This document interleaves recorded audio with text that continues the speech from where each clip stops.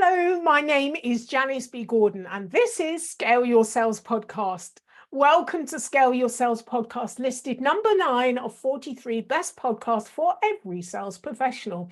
I am Janice B. Gordon, the customer growth expert awarded RevTech Strategist of 2024. In this episode of Scale Your Sales Podcast, my guest has made some bold moves, moving to new cities, new roles, new position, building teams from scratch, all to great success. And the common theme through all of this has very much been her mindset being wanting to challenge herself with curiosity, thinking about what am I curious about doing next, and taking the leap, knowing that the outcome may be slightly different, but being willing to let go of attachment to the outcome. Her career has been absolutely incredible. And also, we're talking about resilience and how important that is. And that's very much stemmed from her background.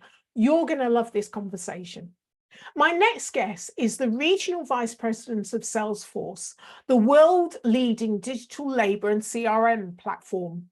She recently relocated to London and leads a team of top sales professionals partnering with companies across all industries in the UK and Ireland. She began her career in investment banking and consulting, working at top global firms JP Morgan, EY, and PwC. Welcome to Scale Your Sales Podcast. Hayal Koc. Hello, so nice to speak with you today, Janice. Thanks for the opportunity. Oh, well, it's a great pleasure. And you're not so far from me. Welcome to the UK. I'm glad you've been here for a year and you're enjoying your time. So it's wonderful to have you close by. Yes, thank you. Yes, I've loved it so far. It's been a year and hard to believe, went by very quickly. But it's also been a year full of great experiences. So happy to be here. Well, and also a lot of change. I mean, can you believe it? How much things do you think after the pandemic? Lots of things change. Post-pandemic, lots of things. You think you can't get any faster with the amount of unknowns happening. Very true. Yeah, very true. The pace, being in technology, I think it's such an exciting time to be in this field. But at the same time, it's never a dull moment. It's constantly changing between the political landscape, for me, changing countries and, territories and teams. There have been a lot of changes. Well, there's a lot to dig in. You certainly know about change. So, you've made so many bold moves, new cities, new roles, new teams, building teams from scratch. What personal mindset shift has helped you to take those massive leaps and establish, when the outcome isn't guaranteed? It seems that you're able to deal with a lot of change. Yeah, I think it comes, naturally. I'm a very curious person. So I'm always curious about, what if I took this, or what if I experienced this? How would that be? So I think naturally, right, that comes as part of my personality. I also feel like I'm pretty good at thinking about controlling what I can control and then letting the rest be. I really believe that, we have more control, than we think, because we have control over obviously our actions and then also our attitude, right? And so I really feel like I try to think of those things when I'm going, have a new endeavor and thinking about a new challenge. I also really like to challenge myself. I think when we're building careers, sometimes people tend to think like, okay, what's this next step? What's going to look best? What's this kind of lateral upwards movement I can make? And I've really never seen it that way. I've always, instead of kind of chasing, titles or the next best thing to look on a resume or a CV, more just like, what am I curious about? What do I want to achieve? How can I be the best kind of well-rounded executive?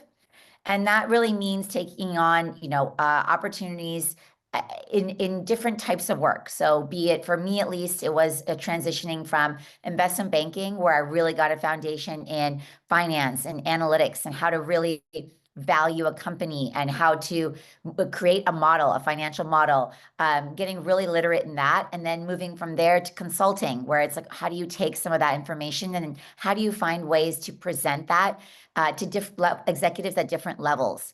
How do you really use that power of kind of communication, problem solving? How do you do that day in, day out to numerous projects, numerous kind of geographies, types of companies?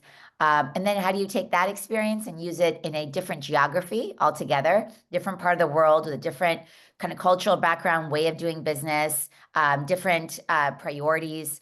How do you do that same thing? Then how do you kind of take a business idea and execute on it? How do you launch into entrepreneurship? What does that mean? How do you go through the entire entrepreneurship journey? So that was something I was really curious about. Took that leap of faith. That was also the first time I really took on a sales role in full capacity. I was leading our sales and business development for a startup that I co-founded in Istanbul, Turkey, which is where I'm originally from. I kind of have been meandering through my career here, but anyway, also, taking on the entrepreneurship challenge. From there, it's about, okay, if you find a passion, I found I was passionate about sales, how do you then take and build on that, right? So that's really what brought me to Salesforce. And as of late, and that was in San Francisco, as of late, how do I transition and do the same activity in a new market, focusing on different parts of our product suite here at Salesforce, and in a different geography. So all to say, basically, to answer your question, I think it's really about following your passion, your curiosity, staying focused on what you can change, letting go of some other things not in your control, and just really kind of continuously challenging yourself and not being limited in a certain career path. I mean, there's a lot to dig into, and I'm going to pick up on a few things because I think what you first talked about, almost there's a lot you can control and there's lots that you can plan, but it's also about letting go of the outcome and not being too planned and too attached as well. So this is a bit of a dichotomy between the two things, really, isn't it? Because you're open for something changing, and if it's not, then it seems that you will change it yourself. Yes, actually, I think it's about there's an element of being proactive and really being thoughtful about.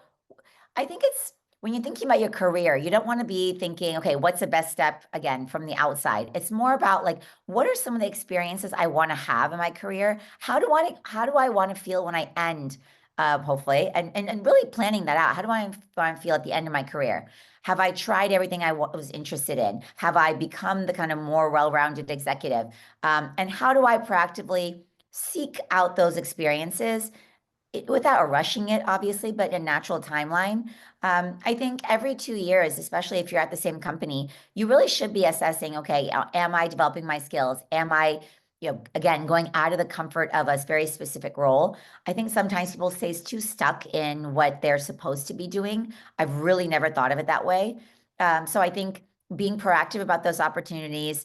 And then if you do feel like you're truly stuck, right? You've tried lots of different ways and different approaches, then it is time to kind of take a step back and try something new. Yeah, yeah. I mean, it seems like a career is really your own personal development path and being For sure. curious. For sure. Yeah, That's always how I viewed it. yeah. So do you think coming from, and I love London, but I also think that Istanbul is, it's a weight between the two is the best cities in the world. Istanbul is beautiful. It's gorgeous. I'm So, so glad you love it. oh, I do.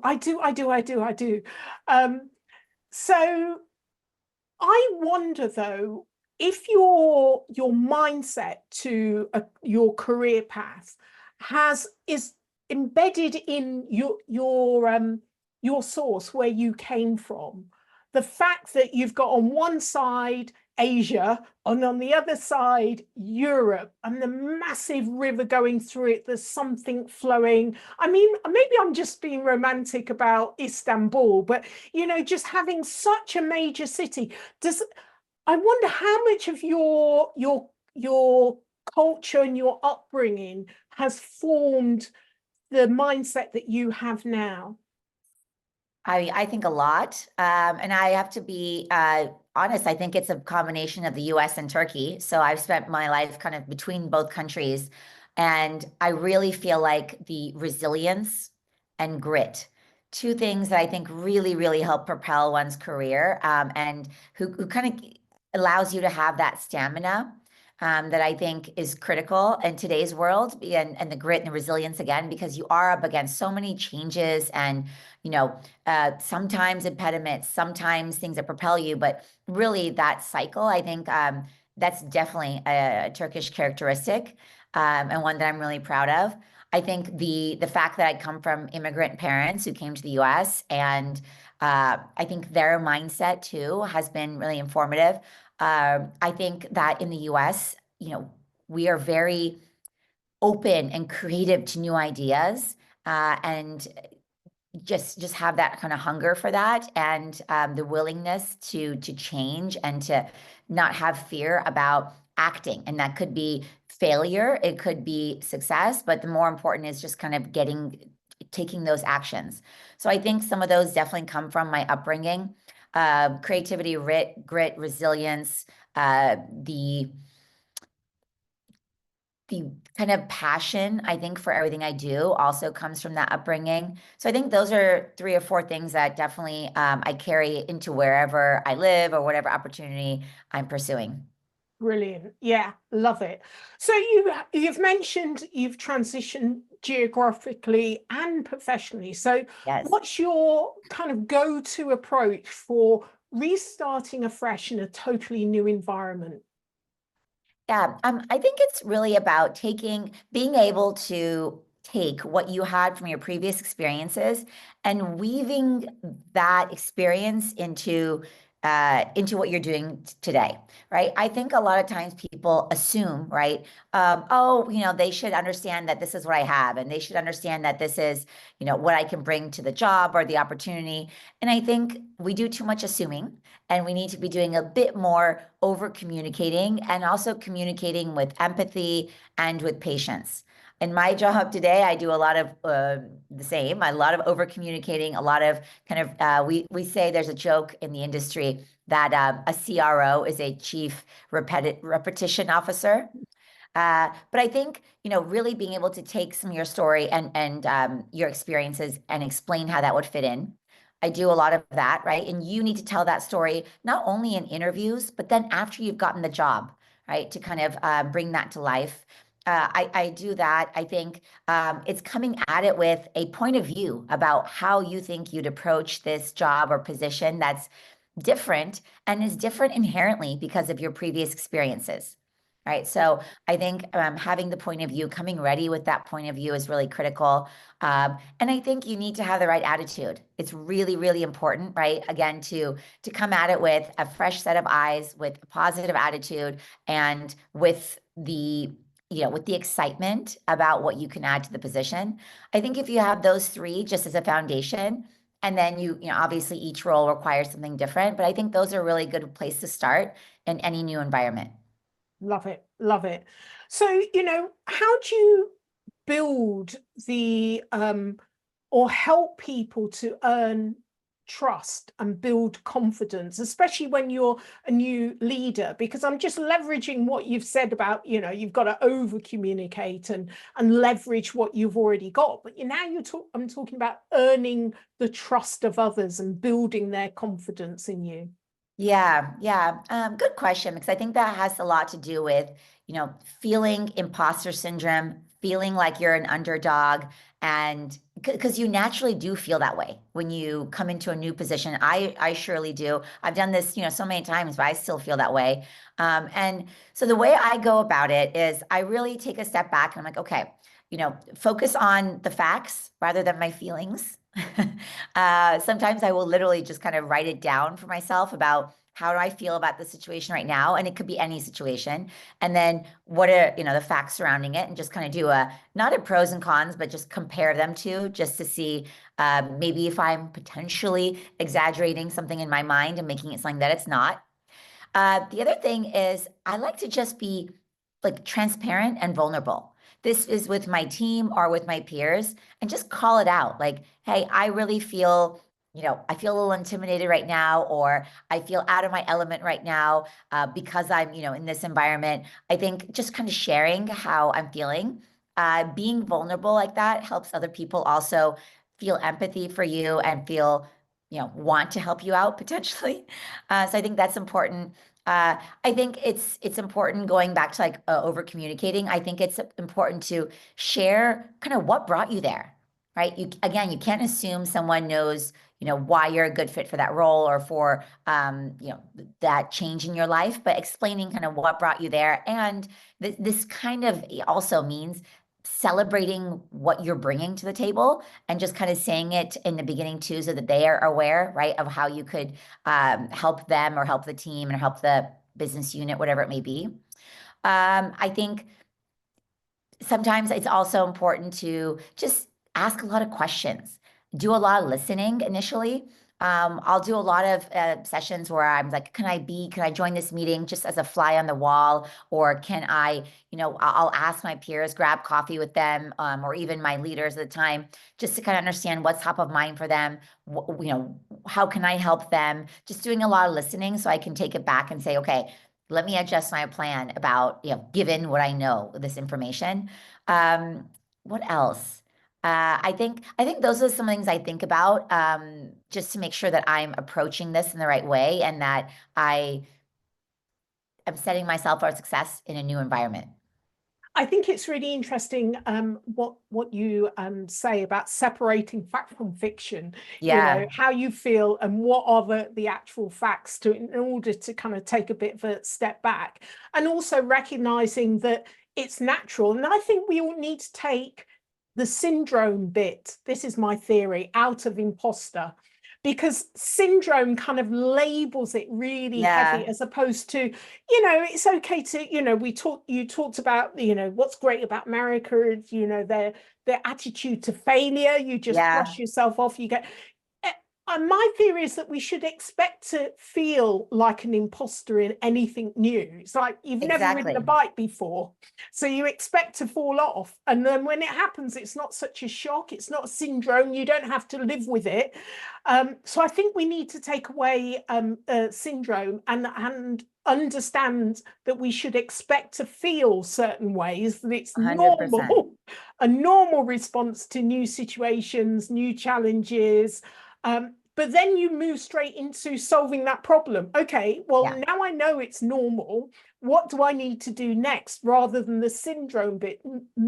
Makes people feel that there's nowhere to go. I don't know what your perspective is. No, I 100% agree. I actually use like an athletes or a sports analogy a lot with my teams. You you have to show up, right? You have to have the effort. You have to take those actions. And then, in those actions, some of them are going to fail and some will succeed, right? But yeah, and the same thing is true for sales. You're never as good as your best quarter, and you are never as bad as your worst quarter. It's such a difficult job. It's a lot of ups and downs and emotional. It requires a lot of emotional stamina and rejection. And so I feel like just remembering that you are not your last call that went poorly, and you're also not, the best thing in the world, right?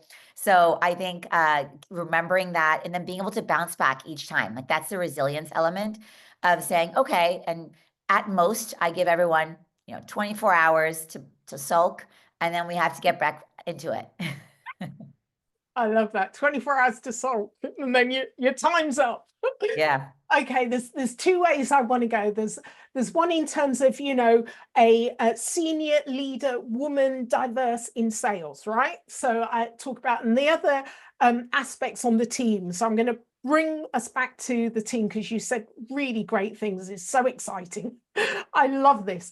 I recently spoke at an event, and we were talking about overcoming bias and building diverse teams. And I speak a lot about that, particularly in sales. And so this was with leading cyber ladies. So the majority of people in the room were sales. But I often, when I speak at on panels and so forth, there's a lot of women and diverse people in the room, then they share the same type of stories. We've all heard it before. So I'd really like your perspective as a woman, a female leader, and often, in diverse environments. What have been the blocks and the barriers, and how have you overcome them? Or has your experience been that, you haven't seen any diverse blocks or barriers? You haven't experienced that? Oh, I mean, I don't know if there's any female who hasn't experienced it. So I definitely have experienced it. Uh, let's see. I mean, I just think it's one of those things, right? If you don't see it around you, you don't sometimes internalize that as possible. Now, we happen to have, not we, many women, right, have that drive within them, and for a certain thing, be it career or something else in their life. And I do feel like we have that, but it is, infinitely more helpful to see it around us as well. So definitely been a lack of that. And in fact, I was just reflecting the other day that I just started working. We had a change in our leadership here at the country level for a woman. And this is my first time in my 20-year career that I'm working for a woman. And that's crazy, right? But at the same time, it's just been how it's been in the industries I've worked in. So that's a really nice change. But I do feel like it can be lonely, it can be frustrating when you are the only female in the room, or when you're kind of the token one or two females in the room or at that level. I feel like sometimes it feels like we have to just be perfect. You get this like frustration or this feeling that you need to represent everyone and just be, 110%, when that's not fair, because we're all people, and should have the same expectations. The way I go around that, though, is that I just really focus on, actually, I double down on what makes me unique and what I bring to the equation. I truly believe I have hired a lot of diverse sales talent over the years, and I truly believe that female, ethnically minority people are amazing sales professionals. So they bring a lot of just empathy, grit, resilience, all of the traits I mentioned to you that are just so, so key in sales. So sales in actually any profession. But I really think instead of focusing on what you lack, which you may not lack, but have less of certain skills than others, and that's very normal. But instead of really focusing on what you can bring and what makes you unique and different. And the other thing is really just building a community. So if you don't have it in front of you or near you, reach out and find it somewhere else. I've always been really good at that, and finding fellow female executives, females that I can relate to, who can support me, celebrate wins with. I think that's really important too. Sometimes we focus too much on commiserating or venting, and I'm like, we really need to be celebrating one another as well. So I think find the community, focus on what makes you unique, and then I think accept and acknowledge when you're seeing a lack of representation and calling it out. Yeah, yeah. Okay, so I want to double back to the people Yes. and salespeople, and talking about coaching each seller uniquely. You've mentioned this in your kind of the intake form, and I thought this was really powerful. So, how do you determine what type of coaching each person is needed? Because this is how you've built a great sales team.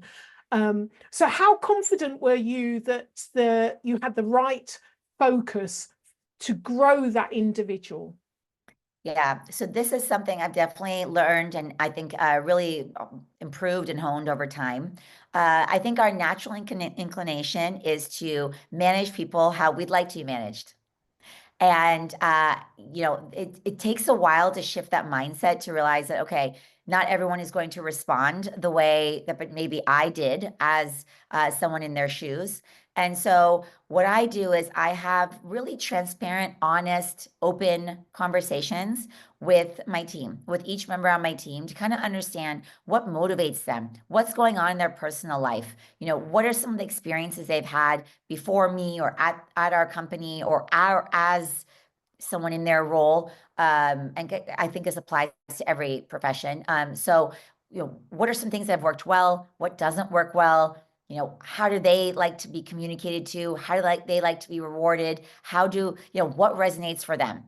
And then I also kind of share what works for me personally, right? So that we both have that like open channel of communication, and are really transparent about, what are the expectations of them, and what are the areas that we can be more flexible, and what are the areas that are a little bit more rigid, right? So I think I have that conversation with each of them. I make notes. I'm always taking notes on those things. So nice now that we have technology that does it for us.